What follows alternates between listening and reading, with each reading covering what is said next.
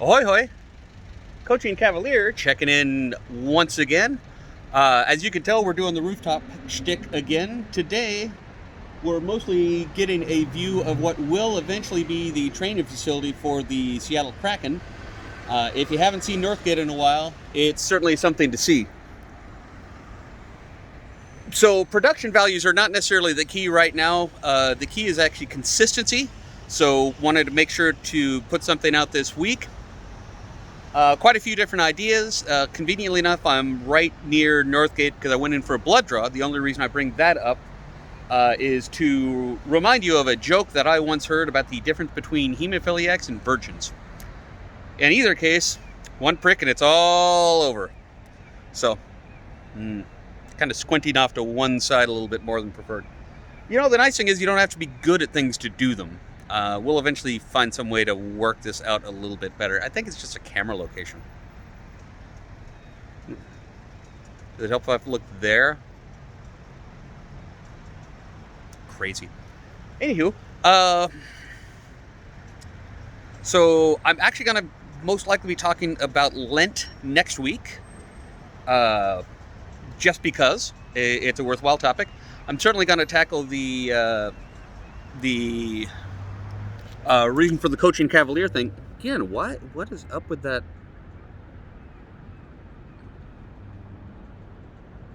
You know, we're just going to call it good. It's going to look weird because I'm not going to be looking directly at you. So I'm trying to look directly at you, but I'm also like checking the camera while trying not to look directly at you. So everybody sit over there. So that way you know that I'm talking to you specifically over there. Yeah, something like that. So what I actually want to touch on today is, as a lot of you know, I have made a grand career adjustment. And that grand career adjustment basically entails no longer working for anybody else, really. Because that shit sucks. And I've been through toxic job space after toxic job space after toxic job space.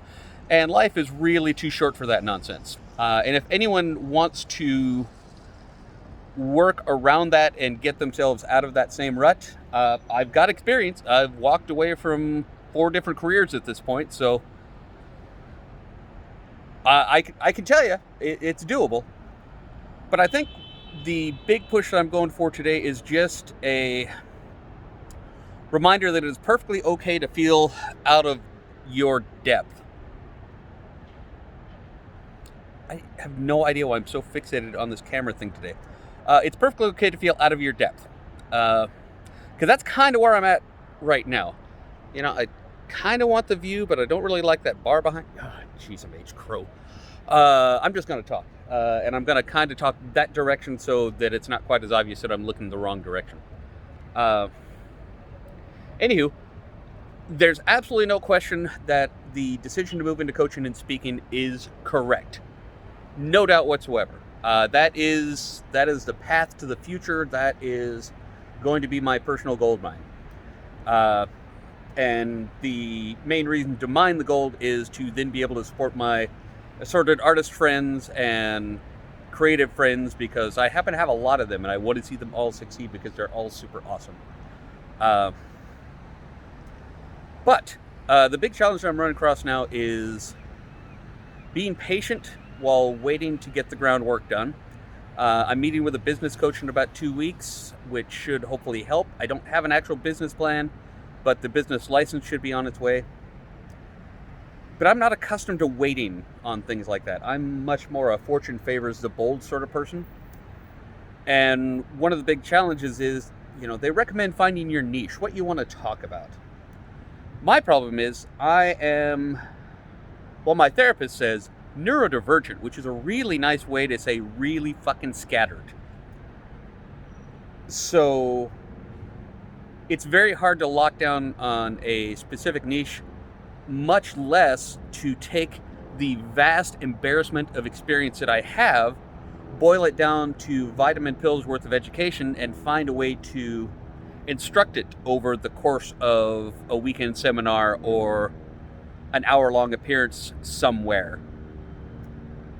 there's any number of things that I could talk about at length for a very long amount of time, as anyone who has sat with me in a coffee shop or a bar knows. Yet still, with all of this vast potential, with all of this complete and total career clarity, with everything else going on, there is that still that insidious feeling of, not quite sure where I'm standing here, especially considering I'm now finding myself surrounded by coaches on top of coaches on top of coaches on top of acupuncturists and energy healers and dietitians and physical trainers and apparently an IBS specialist. Don't know how that happened.